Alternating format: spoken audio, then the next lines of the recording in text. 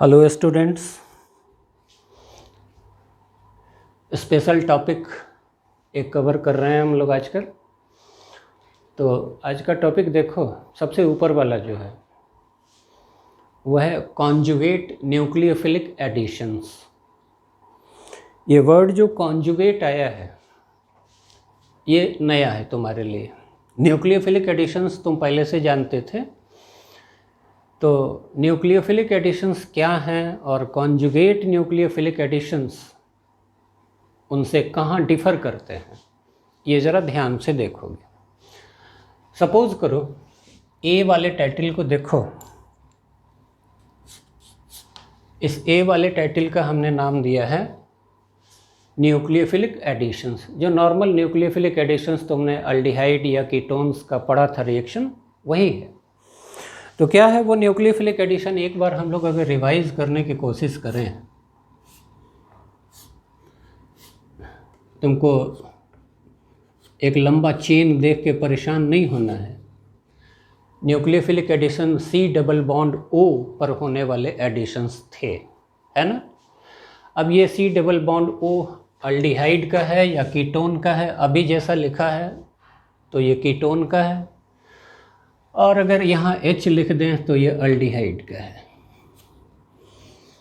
तो ये एक अल्डिहाइड या कीटोन हुआ, और इसके ऊपर न्यूक्लियोफिलिक एडिशन तुमको पहले से मालूम है।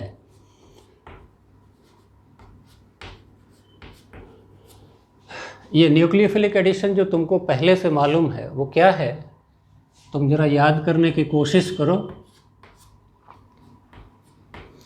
सबसे पहली बात तो न्यूक्लियोफिलिक एडिशंस को हम लोग रिवर्सिबल दिखाते हैं हमेशा, ये बात अब तुमको याद रखनी है। और मालूम है ना कि C double bond O polarise जो होगा, तो एक चीज़ तुमको मालूम है कि न्यूक्लियोफाइल का अटैक इस कार्बन पर होता है। न्यूक्लियोफाइल का अटैक इस कार्बन पर होता है, और रिएक्शन के सेकंड स्टेप में ये H जो है, ये H ऑक्सीजन पर जाके जुटता है। यानी at the end of reaction जो प्रोडक्ट हम लोग एक्सपेक्ट करते हैं,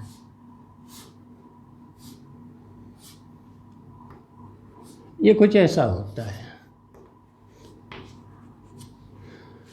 क्या क्या जो नए ऐड हुए हैं पार्ट्स उनको हम लोग लिखना चाहते हैं, तो nucleophile goes to the carbon और hydrogen goes to the oxygen, और number of carbon atoms in the chain हम लोग देख लें, ये गलत नहीं लिखना है। 1 2 3 4 कार्बन्स तो ये हो गया तुम्हारा 1 2 3 और 4 कार्बन्स। तो ये ऑर्डिनरी न्यूक्लियोफिलिक एडिशंस हैं जो कि तुम पहले पढ़ चुके हो, एनसीईआरटी में भी इसकी चर्चा थी। अभी हम लोग कॉन्जुगेट न्यूक्लियोफिलिक एडिशन के बारे में सोच रहे हैं। वो क्या होता है वो ज़रा ध्यान से देखो। वही हम लोग चेन सेलेक्ट करते हैं, अगेन वही बातें।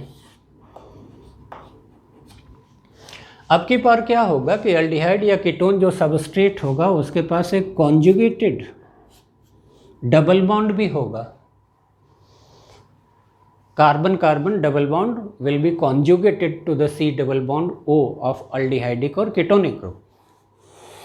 हम लोग बात करें तो इस कार्बन को, फंक्शनल ग्रुप के बगल वाले कार्बन को हम लोग अल्फा कार्बन कहा करते हैं, और उसके बगल वाले कार्बन को बीटा कार्बन कहा करते हैं। तो ये एक कॉन्जुगेटेड अल्डिहाइड या कीटोन पर होने वाले रिएक्शन होते हैं। जो एडेंडम है वो वही है,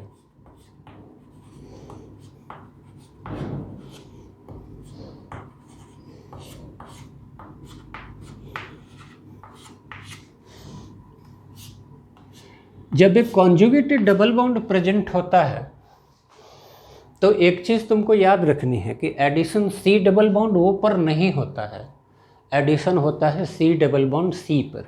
और कैसे होता है सी डबल बॉन्ड C पर, तो हम उसको दिखाएंगे प्रोडक्ट। पहले सिंप्लिसिटी से इन रिएक्शंस को जान लो। सबसे पहले तुम नोटिस करो कि ये सी डबल बॉन्ड OH जैसा था वैसा ही रहा। और याद करना बच्चों कि ये जो बीटा कार्बन था इस पर ऐड होता है NU, और जो अल्फ़ा कार्बन है उस पर ऐड होता है H। फिर से हम अल्फ़ा और बीटा तुम्हारा जो था उसको लिख देते हैं, and you get a totally different product from what you have got in normal nucleophilic additions। ऐसा क्यों होता है ये थोड़ी देर में मैकेनिज्म के थ्रू हम लोग जान लेंगे, लेकिन पहले तुमको नटशेल में याद रखना है कि nucleophile goes to the beta carbon and the electrophilic part of addendum यानी H goes to the alpha carbon and C double bond O practically remains unchanged, है ना। तो ये एक शार्प डिफरेंस है, पहले तो ये याद करोगे।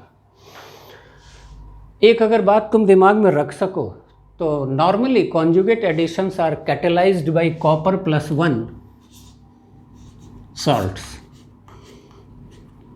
तो अगर क्वेश्चन में कॉपर +1 सॉल्ट एरो के ऊपर लिखा हुआ मिले तो तुम समझ लेना कि वो कैटेलिटिक अमाउंट में यूज़ होता है और वो इंश्योर करता है कि कॉन्जुगेट एडिशन ही हो, नॉर्मल एडिशन नहीं हो।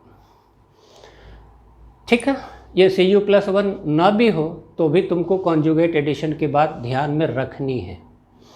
तो सबसे पहले एक सिंपल बात तुमने ये जाना कि कॉन्जुगेट एडिशन किस तरह से डिफ़र करते हैं नॉर्मल न्यूक्लियोफिलिक एडिशन से। अब हम लोग ये देखना चाहते हैं कि ये कॉन्जुगेट एडिशंस जो होते हैं इनके मैकेनिज़्म क्या होते हैं।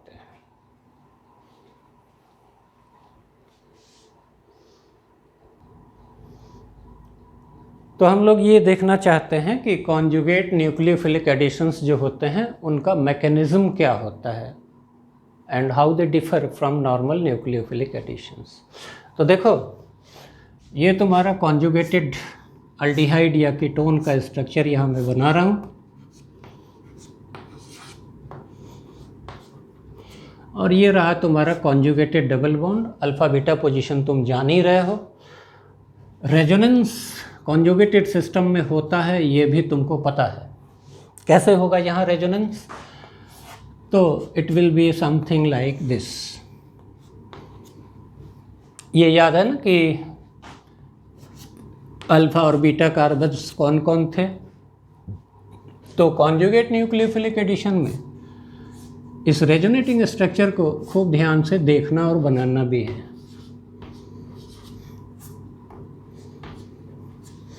डबल बॉन्ड का नया पोजीशन तुमको दिखाई दे रहा होगा कि, और तुमको ये भी दिखाई दे रहा होगा कि इस कार्बन के ऊपर एक प्लस चार्ज अपीयर हुआ है। ठीक है ना।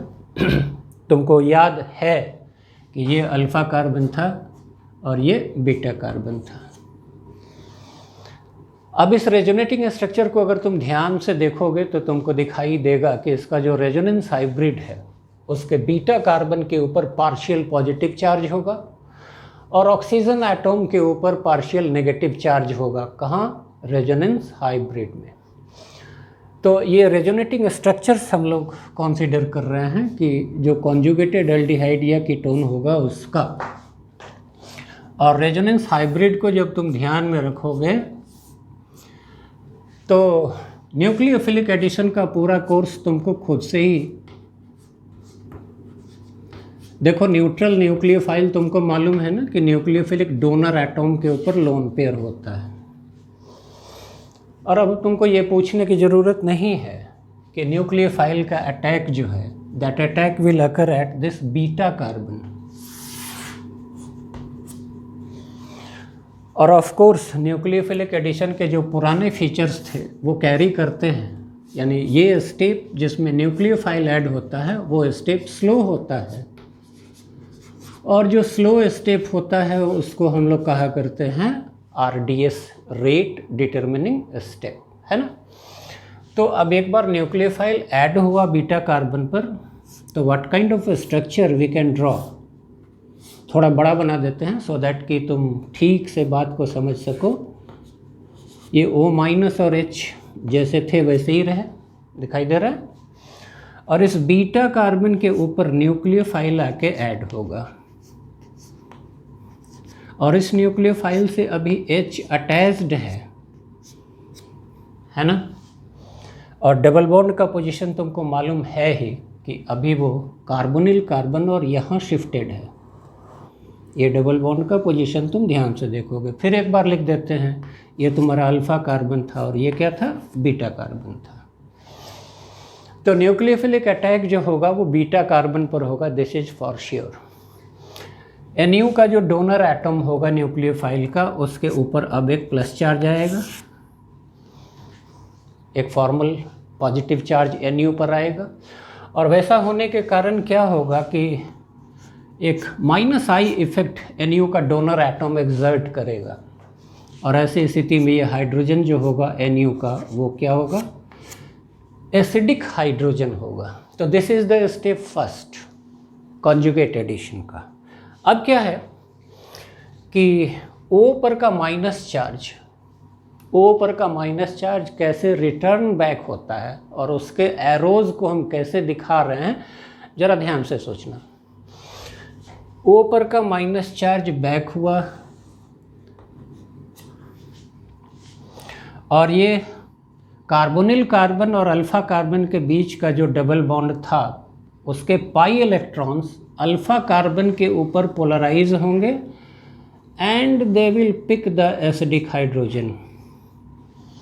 ध्यान से इस एरो शिफ्ट को बार बार समझने की कोशिश करना, यानी कि हाइड्रोजन जो एसिडिक हाइड्रोजन है न्यूक्लियोफाइल का, that is going to be picked up by the alpha carbon through this mechanism. Okay, तो ये एक फास्ट स्टेप होता है, ये एक फास्ट स्टेप होता है बच्चों।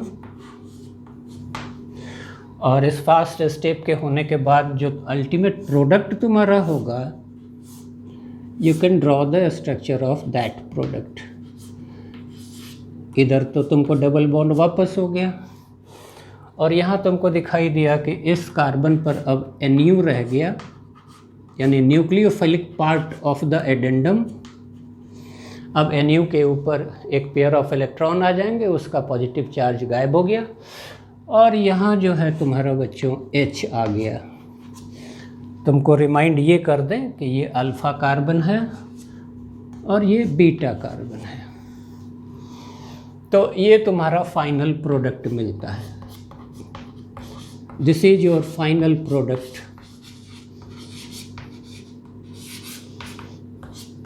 कौन से रिएक्शन का फाइनल प्रोडक्ट? तो कॉन्जुगेट न्यूक्लियोफिलिक एडिशंस का। ठीक है, हम लोग ये जान ही चुके हैं कि ऐसे एडिशन कब होते हैं और ये कॉपर +1 के द्वारा कैटेलाइज्ड होते हैं। कैटलिस्ट ना भी हो तो ऐसे रिएक्शंस होते हैं। ठीक है, ये तुमको अपने ऑप्शन में देख के केयरफुली सेलेक्ट करना है कि तुम्हारा ऑप्शन कॉन्जुगेट एडिशन की तरफ से दे रहा है या नॉर्मल एडिशन की तरफ से। तो थोड़ा इंटेलिजेंस और प्रेजेंस ऑफ माइंड वहाँ लगाना ज़रूरी होगा। Just be careful.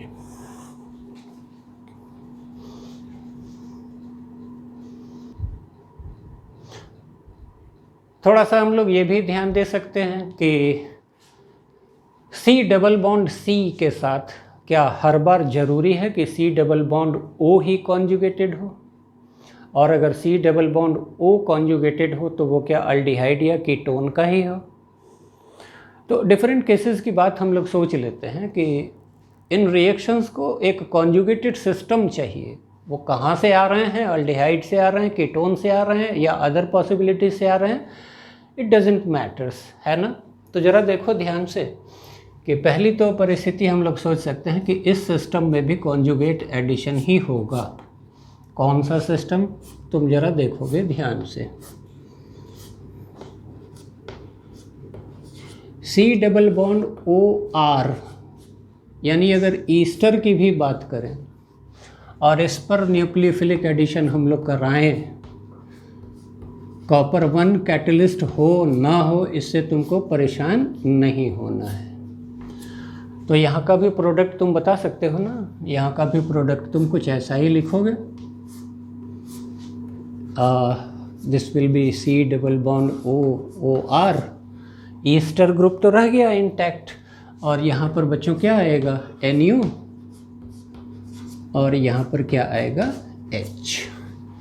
तो एक एक्सटेंसिव एप्लीकेशन हम लोग सोच रहे हैं कि और क्या क्या पूछा जा सकता है। तो this can be ester as well for conjugate addition substrate. Okay, फिर तुम जरा ध्यान से देखो कि क्या ऐसा हो सकता है।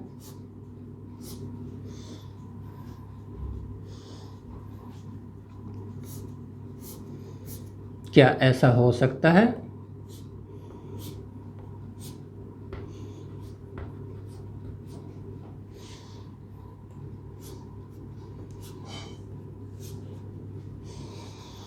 अब की बार तुम देख रहे हो ना कि conjugated C double bond O की जगह पर नाइट्राइल यानी सी ट्रिपल बॉन्ड एन भी कॉन्जुगेटेड हो सकता है, और ऐसा होता है तो भी न्यूक्लियोफिलिक एडिशन जो हम लोग कराते हैं वो कॉन्जुगेट पैटर्न का ही होता है। यानी कि यहाँ भी अगर तुम NuH को ऐड कराओगे तो you will get a product something like this.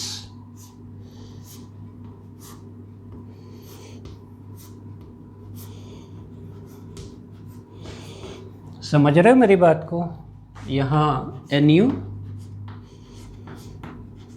Beta position पर और अल्फा पोजीशन पर H, यानी कॉन्जुगेटेड नाइट्राइल्स में भी हम लोग इस तरह की बात सोच सकते हैं। और फिर देखो, मान लो ये एक एक्सटेंसिव एप्लीकेशन की बात तुमको सिखा रहे हैं। मान लो कि कोई नाइट्रो ग्रुप एक कोऑर्डिनेट बॉन्ड से दिखा देते हैं। नाइट्रो ग्रुप को दिखाना तो तुम जानते ही हो।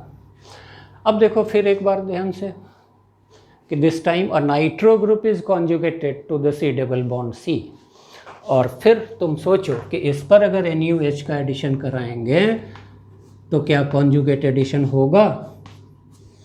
श्योर, ऑफ कोर्स होगा ही होगा। Conjugated C double bond C का प्रेजेंस ही केवल हम लोगों को चाहिए होगा।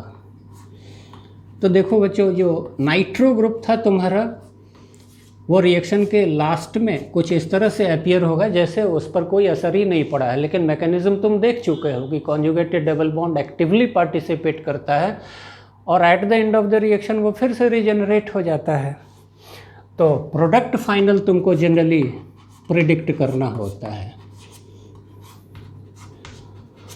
तो इस बार भी तुम देखोगे कि you are going to have a product like this. ठीक है, तो रटने की ज़रूरत नहीं है, बहुत केयरफुली तुमको ये बात समझने की ज़रूरत है कि when this conjugate addition will take place. पहला ध्यान क्या? सी डबल बॉन्ड सी को कॉन्जुगेटेड होना चाहिए। दूसरा ध्यान क्या? Cu प्लस कैटलिस्ट हो अच्छा है, नहीं हो कोई बात नहीं है, तुम ऑप्शन देख लोगे कि कॉन्जुगेट वाला अगर ऑप्शन है तो वो भी बनेगा, या वो है केवल तो वो ही बनेगा। समझ रहे हो? तो जस्ट बी केयरफुल। यानी हम लोगों ने क्या क्या कहा कि अगर ईस्टर हो तो वो कॉन्जुगेट एडिशन देंगे, नाइट्राइल हो तो वो कॉन्जुगेट एडिशन देंगे, या फिर नाइट्रो कंपाउंड्स हों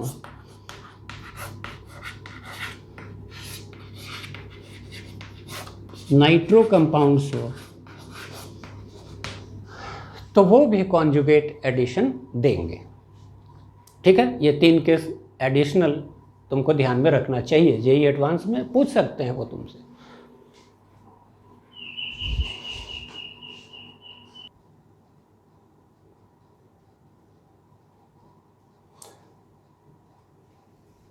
हाँ बच्चों, एक बहुत सिंपल बात आपसे पूछना चाहता हूँ मैं।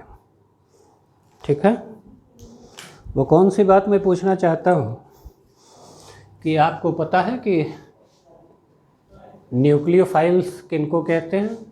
आप कहेंगे बिल्कुल पता है। तो न्यूक्लियोफाइल्स के बारे में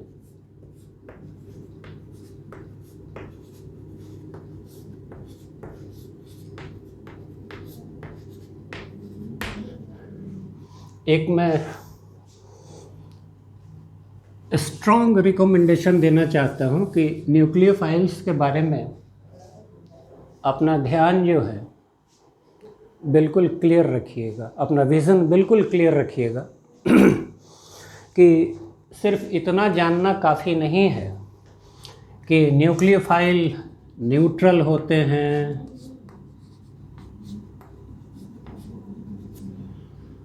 न्यूट्रल होते हैं जो न्यूक्लियोफाइल, उनका फीचर क्या होता है कि किसी डोनर एटॉम के ऊपर एक लोन पेयर होगा। लेकिन याद ये भी रखना है कि इन पर न्यूक्लियोफिलिक जो पार्ट होगा उसके ऊपर नेगेटिव, पार्शियल नेगेटिव चार्ज, और H के ऊपर पार्शियल पॉजिटिव चार्ज। कौन सी बात दिमाग में जा रही है कि पार्शियल नेगेटिव चार्ज भी अगर प्रेजेंट हो, पार्शियल नेगेटिव चार्ज, तो भी न्यूक्लियोफिलिसिटी को एग्जिबिट किया जाता है। और ऐसे न्यूक्लियोफाइल्स में बहुत सारे हैं जिनको तुम जानते हो, याद है ना, कि वाटर को या फिर अल्कोहल को या फिर कार्बोक्सिलिक एसिड सॉल्ट्स को,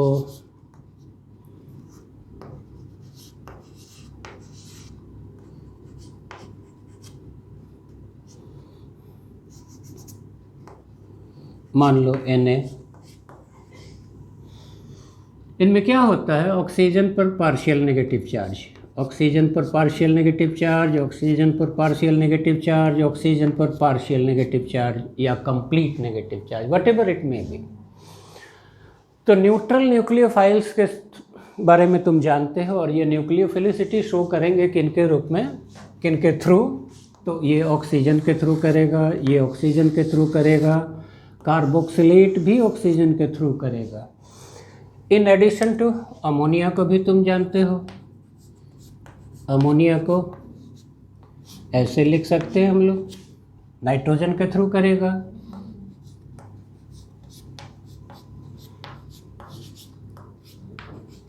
प्राइमरी एमीन नाइट्रोजन के थ्रू करेगा,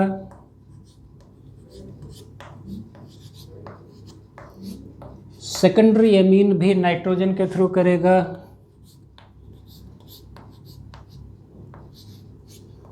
और टर्शियरी एमीन भी नाइट्रोजन के थ्रू। ये सब डोनर एटम्स हैं। इसका तुमको बिल्कुल सही आइडिया है। इसके अलावा तुम एम्बिडेंट न्यूक्लियोफाइल भी जान चुके हो कि कौन सा काउंटर आयन होगा केटायन, तो कौन सा डोनर एटम होगा, उस पर डिटेल में अब नहीं जा रहे हैं। एक बहुत इंपॉर्टेंट बात तुमको ये बताते हैं कि न्यूक्लियोफाइल्स के बारे में तुम्हारे दिमाग में है कि इनके डेफिनेशन में हम लोग कहा करते हैं कि न्यूक्लियस लविंग, और न्यूक्लियस मतलब क्या, पॉजिटिव चार्ज। तो न्यूक्लियस मतलब positive charge loving.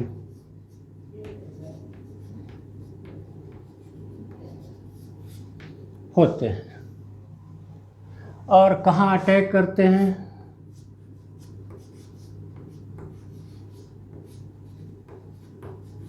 Attack eight electron deficient centres.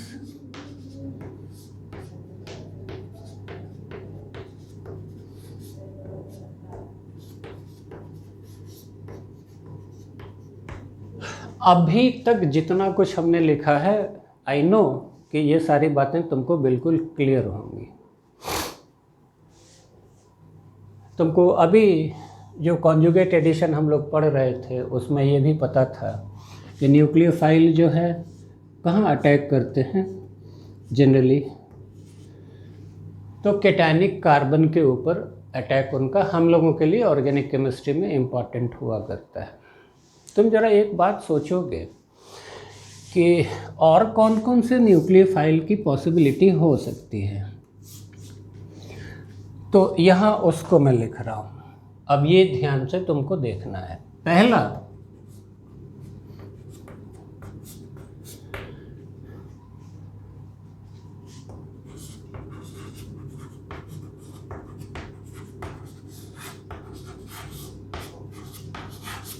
Conjugated pi bond.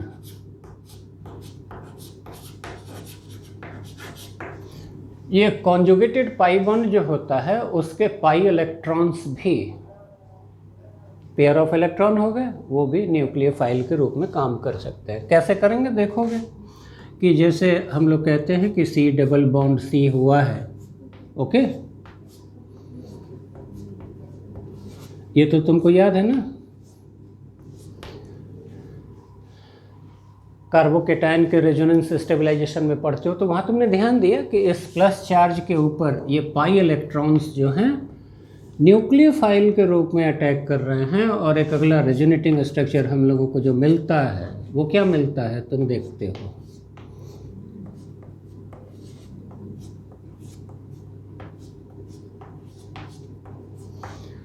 तो यहाँ तुमको एक खुद से इंसाइट डेवलप करना है कि कॉन्जुगेटेड पाई इलेक्ट्रॉन्स भी होंगे पेयर में, तो they are also acting as nucleophiles. हम लोगों ने पढ़ा इसको कई बार है, लेकिन अब पाई बॉन्ड के पेयर ऑफ इलेक्ट्रॉन्स को हम लोग न्यूक्लियोफाइल के रूप में देख रहे हैं। ठीक है, कॉन्जुगेटेड पाई बॉन्ड न्यूक्लियोफाइल के रूप में काम करता है। और तुम देखोगे कि ग्रिग्नार्ड्स रिएजेंट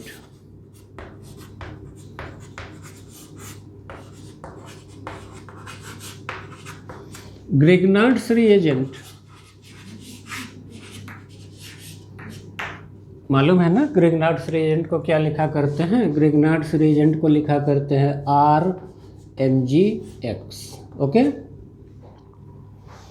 तो ग्रिग्नार्ड्स रिएजेंट में भी R जो होता है वो निगेटिवली पोलराइज्ड होता है और MgX पॉजिटिवली पोलराइज्ड होता है। तो बच्चों ग्रिग्नार्ड्स रिएजेंट का R- ये भी न्यूक्लियोफाइल के रूप में काम कर सकता है। ठीक है, R- will act as a nucleophile. और जितने भी ऑर्गेनोमेटेलिक्स हैं, जैसे मान लो कि कोरेहाउस रिएक्शन में हम लोग पढ़ा करते हैं लिथियम डाई अल्काइल क्यूपरेट, जिसको कि ऐसे लिखा करते हैं R2CuLi।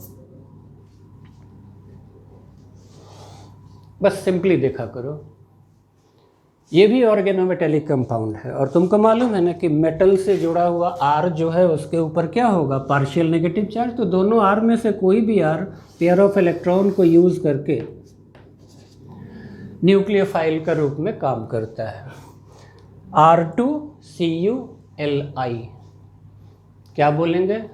लिथियम डाई एल्काइल क्यूपरेट इसका नाम होता है, लिथियम डाई एल्काइल क्यूपरेट। इसके स्ट्रक्चरल फीचर को अगर और जानना चाहते हो तो जान लो कि लिथियम डाई एल्काइल क्यूपरेट में ये वाला जो पोर्शन होता है इसके ऊपर ओवरऑल एक नेगेटिव चार्ज होता है और इसका काउंटर आयन हुआ करता है लिथियम।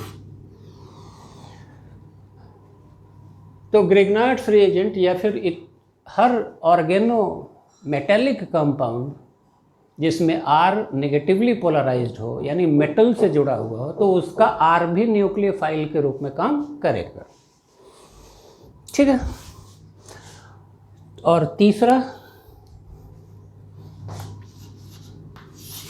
तीसरा मैं लिख रहा हूं हाइड्राइड आयंस। ये थोड़ा अनकॉमन है, जो कि बच्चों के दिमाग में नहीं आते हैं। हाइड्राइड आयंस जो होते हैं वो H- होते हैं। ये भी न्यूक्लियोफाइल के रूप में काम करते हैं। तुमको याद है हाइड्राइड आयन कहाँ से आते हैं? तो सेलाइन हाइड्राइड तुमने पढ़ा है अल्कली मेटल के हाइड्राइड में। वहाँ जैसे NaH है तो Na पर प्लस और H पर क्या है? माइनस। तो that hydride ion can also act as a nucleophile. अगर क्वेश्चन में ये दिया रहे तो इसमें घबराना नहीं है। तो इसके एग्जाम्पल में बच्चों लिख रहे हैं, जैसे हाइड्राइड आयन वाले एक एग्जाम्पल हम दे रहे हैं, तुमको अपना कॉमन सेंस अप्लाई करना है।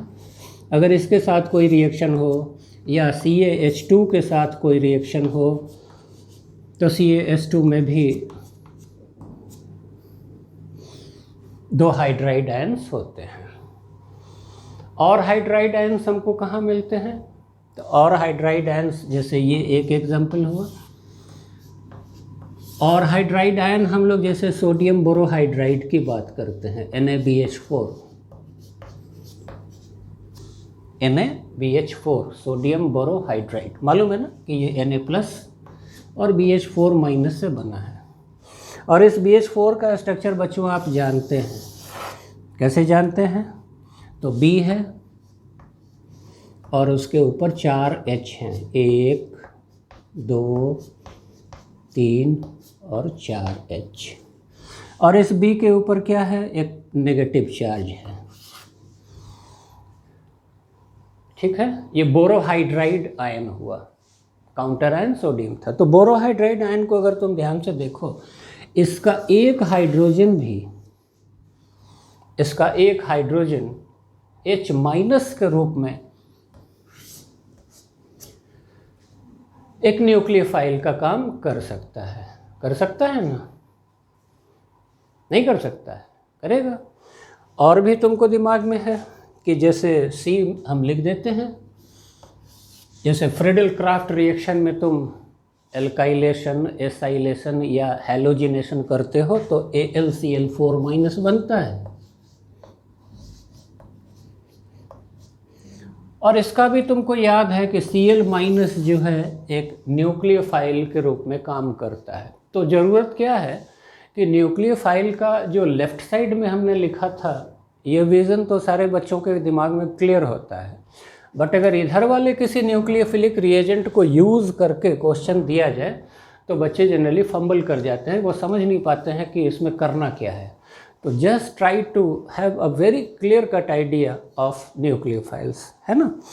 और very clear cut idea of nucleophiles में आपको हमने कहा, first conjugated pi bond, second Grignard's reagent RMgX, या फिर कोई भी ऑर्गेनोमेटेलिक, और थर्ड हमने कहा कि हाइड्राइड आयंस जो रिडक्शन हम लोग करते हैं लिथियम एल्यूमिनियम हाइड्राइड से या सोडियम बोरोहाइड्राइड से, वह हाइड्राइड आयन भी न्यूक्लियोफाइल के रूप में ही काम करते हैं। और इसी में हमने आपको ये 3, फर्स्ट, सेकंड और 3 आपको समझाया कि they can also act as nucleophiles. तो जो नए एडिशन आए हैं न्यूक्लियोफाइल्स के, इनको यूज़ करके कॉन्जुगेट एडिशन में कुछ कॉम्प्लिकेटेड प्रॉब्लम तुमको दिया जा सकता है। अब वो कॉम्प्लिकेटेड प्रॉब्लम कैसा होगा उसका एक एग्जांपल हम तुमको बताते हैं। Rest you have to search from your practice books, okay.